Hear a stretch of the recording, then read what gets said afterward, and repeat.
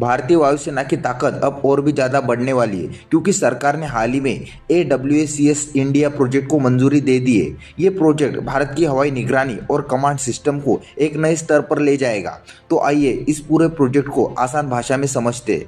भारत सरकार ने लगभग 19,000 करोड़ रुपए यानी करीब 2.3 बिलियन डॉलर की लागत से 6 नए airborne early warning and control यानी AEW&C विमान बनाने की मंजूरी दी है।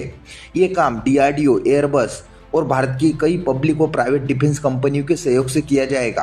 और ख़ास बात यह है कि इस प्रोजेक्ट का फोकस होगा आत्मनिर्भर भारत यानी स्वदेशी टेक्नोलॉजी का अधिक से अधिक इस्तेमाल। अब सवाल उठता है कि एयरबस A321 ही क्यों चुना गया। पहले भारत के AEW&C विमान छोटे एम्ब्रायर जेट्स पर बनाए जाते थे, लेकिन एयरबस A321 प्लेटफॉर्म ज़्यादा रेंज, पेलोड कैपेसिटी और ज़्यादा एंडोरेंस देता है। यानी ये विमान ज़्यादा देर तक उड़ सकते, ज़्यादा दूर तक निगरानी कर सकते और ज़्यादा उपकरण ले जा सकते। सीधे शब्दों में कहे तो ये पुराने प्लेटफॉर्म की तुलना में कई गुना बेहतर और एडवांस है। इन विमानों में लगेंगे AESA रडार जो एक साथ कई एयर और सरफेस टारगेट को डिटेक्ट और ट्रैक कर सकता है, मिशन कंट्रोल सिस्टम और स्वदेशी इलेक्ट्रॉनिक्स वॉरफेयर सूट जिसे DRDO ने डिजाइन किया गया है। इनसे भारतीय वायुसेना को मिलेगी रियल टाइम जानकारी और तेज प्रतिक्रिया की क्षमता जो आधुनिक युद्ध में गेम चेंजर साबित होगी। इस प्रोजेक्ट की एक और खासियत है भारतीय कंपनियों की बड़ी भागीदारी। देश की कई डिफेंस मैन्युफैक्चरिंग कंपनियां सब सिस्टम, सॉफ्टवेयर और ग्राउंड सपोर्ट सिस्टम बनाएगी।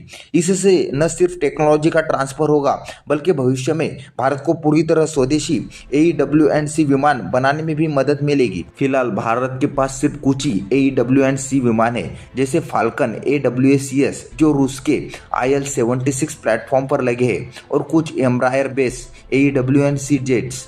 ये संख्या भारत के विशाल एयर स्पेस और पाकिस्तान और चीन जैसे संवेदनशील बॉर्डर की 24 आवर निगरानी के लिए काफ़ी कम है।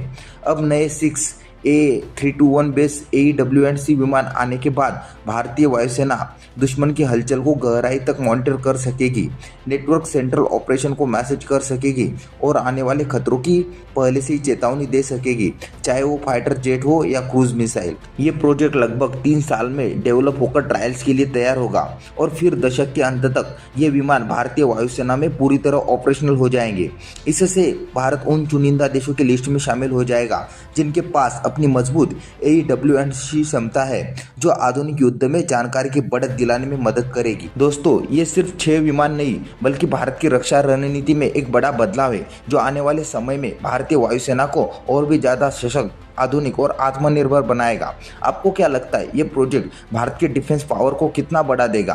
कमेंट में अपनी राय जरूर बताइए। तो आज के वीडियो में बस इतना ही। वीडियो अच्छा लगा तो प्लीज़ लाइक, शेयर और चैनल को सब्सक्राइब करना ना भूलें। मिलते इसी तरह के अगले एक और नए इन्फॉर्मेटिव वीडियो के साथ। Thank you for watching.